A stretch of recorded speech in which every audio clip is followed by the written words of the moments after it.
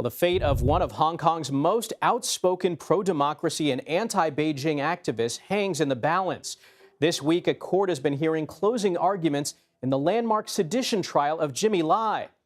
CBS News foreign correspondent Ramy Inocencio is back with more on this from our London newsroom. Ramy, good morning.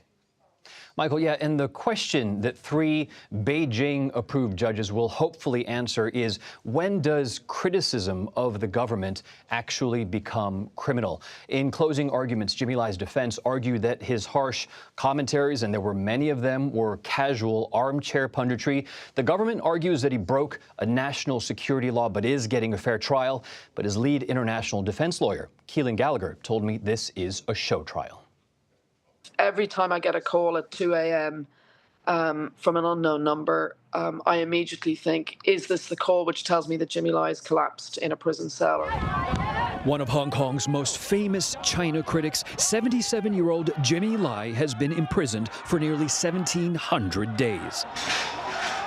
In 2019, at the peak of the city's mass pro-democracy protests against fear of stronger Beijing rule, and see what happened. We met Lai just before his arrest, with more to come.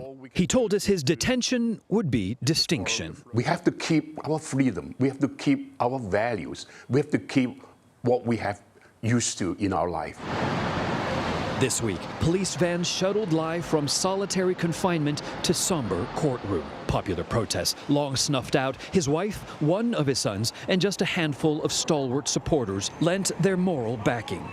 His trial, expected to last 80 days, has nearly doubled in time. So I think the foot dragging, it's hard to tell whether it's cock-up or conspiracy, but either way, the end result is the same, which is this man languishing in prison. Lai stands accused of breaching Hong Kong's vaguely worded national security law imposed by Beijing in 2020. He's charged with colluding with foreign forces, prosecutors citing his in-person request that the White House sanction China and Hong Kong, and for sedition as founder of Hong Kong's popular pro-democracy paper, Apple Daily.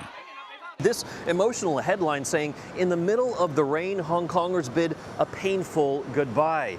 Hong Kong authorities killed the newspaper in 2021. Lai's defense argued he was exercising free speech. And the city, once a freewheeling economic Asian powerhouse open to the world, has changed and chilled in the past 5 years. I probably shouldn't go back. Sebastian Lai, in London, hasn't seen his father in that entire time. I think the premise that my father will get a fair trial is a complete joke. The rule of law in Hong Kong has unfortunately been dismantled in Hong Kong. We've seen civil society, freedom of expression and the rule of law all very badly damaged. If anyone travels to Hong Kong, what is the biggest concern that you might flag? My warning to anyone travelling into Hong Kong is, if you've expressed views which are critical of Hong Kong or Beijing, you may have inadvertently breached the national security law, and you could well see yourself caught in the crossfire. This week, Trump said he would raise Lai's case with China's President Xi Jinping. Gallagher reminds that Lai is a British citizen, and the US and UK should pressure China together before it's too late. I want to see Jimmy Lai home, out of Hong Kong, back to his family in London. And Jimmy Lai faces a maximum sentence of life in prison. If convicted, the fear is that he will die there. This week's portion of his trial was delayed twice because he had heart palpitations. Comments from his 3-judge panel we heard this week have been far more critical than caring. And Michael, a verdict is expected sometime later this year. All right, Ramy Inocencio, thank you.